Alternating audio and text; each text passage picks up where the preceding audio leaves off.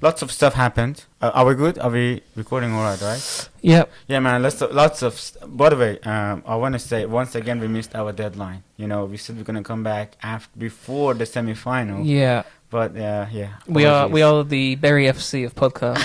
So we just can't get our shit together. But we'll get there. Well, it's the early days. You know. Grassroots football, grassroots podcast. Yeah. There you go. Yeah, lots of stuff happened.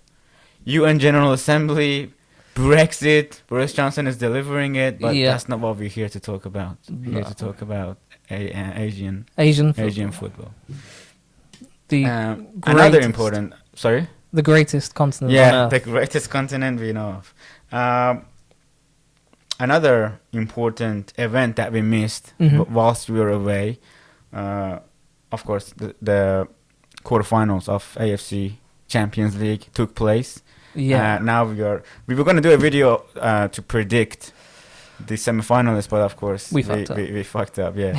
I didn't want to say. I didn't want to use that phrase, but yeah, we fucked. But it's all good. But now we know the semi-finalists for sure. Yeah. But I would say if I wanted to, if I wanted to guess, I would have only gotten Urawa Reds wrong. I thought Shanghai would have had enough quality with the likes of Hulk, Oscar, Arnautovic. Yeah, of course, a decent transfer from Premier League.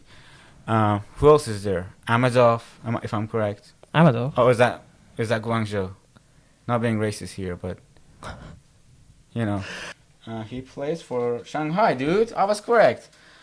In the Uzbekistan, he plays for Shanghai, number 25. But yeah, they have a deep squad. And you would think that... Can you please...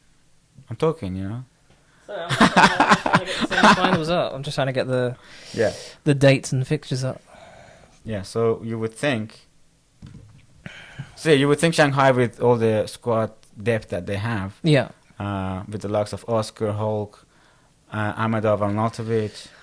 Yeah. All these internationals that they have, they will have enough quality to beat Urawa Reds. Considering where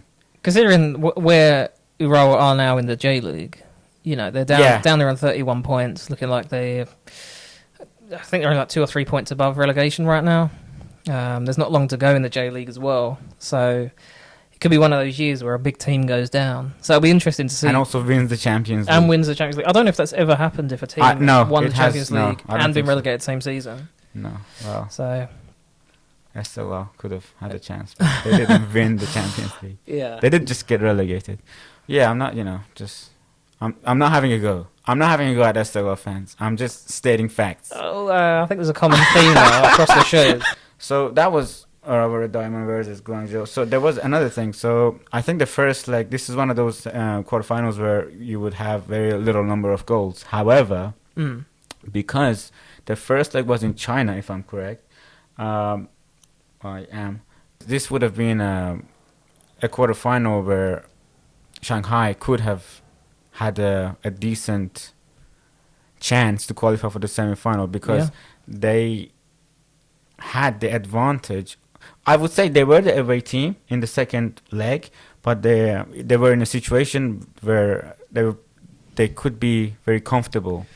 First leg was in China, which ended as a 2-2 draw. Yeah. And actually, they had 2 penalty kicks scored by Hulk in the 49th minute and 71th minute, which goes to show how they played and how dangerous they were in the box of the Japanese side. However, they had Urawa Reds scored 2 away goals in the first leg, scored by Tomoaki Makino. I apologize if I'm getting the pronunciation wrong. Well, definitely not right. It's definitely wrong. No. Shinzo Kuroki in the 30th minute and 3rd minute they scored 2 goals. Yeah, I mean, I wouldn't say not the most attractive of goals, but this game actually summed up Shanghai's season, I think, from what I've been following and watching this season. Really frail defensively. really struggling to actually score consistently in games offensively, I can see and then over reliant on the superstars like Hulk. Because Arnautovic, even in China, has been inconsistent. The same as everywhere he's played. He's had spells where he's just been the best player in the league, and then you wouldn't know he was playing. You forget he's on the pitch. The first couple of games that I saw from him in the Champions League, he was a ghost. He was invisible. But to support your statement, at home, Shanghai had in East Asia.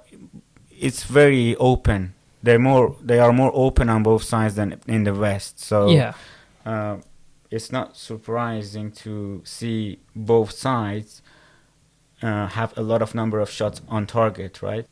On the 27th of August, Shanghai had 13 shots on target in the first leg, and the away side, Urawa Red Diamond, had 16. So more shots on target, and also more shots on target also. So out of the 16, 5 on target for Urawa Reds, and for Shanghai, out of the 13 shots, 3 on target, which is very poor.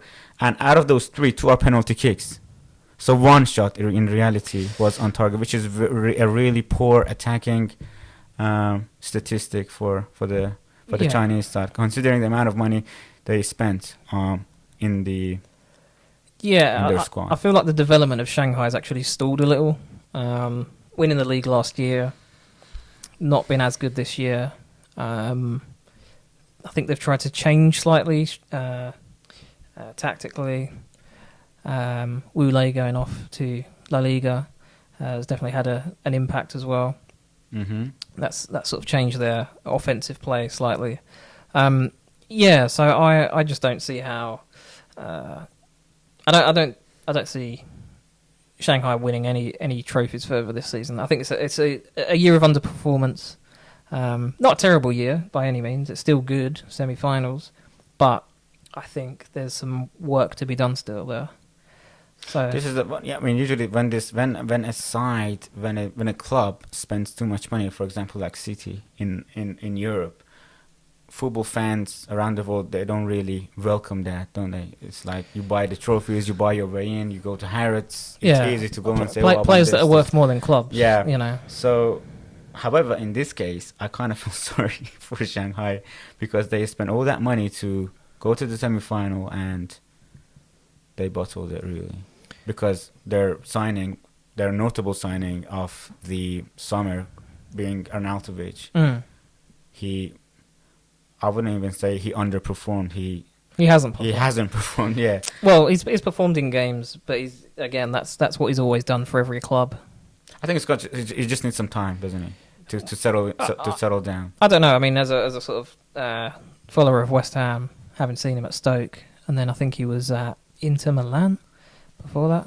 I might be mistaken. Correct me if I'm wrong, but he's never had consistency. He's got all the talent in the world. He's just head goes. He's a journeyman, isn't he? He's a bit of a journeyman. Thinks he's better than he is because he can't pull it all together. That's not trying to be bitter there, because I do think he's a very talented player on his day, but he's definitely got something going on mentally where he just needs to just to get down and work, you know. Yeah, he has been. He did play between 2009 2010 in Inter Milan as a loan player from Twente. Oh, FC Twente, the Dutch team. Yeah, good team. It's an interesting one though, because I think these two teams, Shanghai and Urawa. Sorry, my memory went for a second then. They've both been weak, and they're both there for the taking. Is there a relation between the domestic league and Champions League? I mean, usually I see this in the West as well, where a club has done so well, and they've qualified for Champions League in the following season. However, because in the West, as we all know, it's the other way around compared to Champions League. So in the mid-season, Champions League for the Western clubs just starts. I think the difference is that the the bench or the reserve team or the 25-man squad in European Champions League teams, there's not a big difference between the starting 11, the bench, and the guys that can't even make it on the bench. You know, there are players at clubs in Europe that are probably deserving of being on the bench at least and being used as tactical players that can't get there. They're just being kept out of the team by people with like the smallest margins of form or strategic, tactical awareness that match a certain sort of setup that the club's going for at that time. But I think when you get into Asian football, I don't think quite yet. So I feel as if in the Asian teams there's just not quite the 25-man depth that you get with European teams playing in Champions League. So when they commit resources to playing in the competition that they're winning in, they stick those resources to that, and they'll sacrifice the other competitions. Okay. And I think they have to do that in order to win trophies at the moment. That is totally true.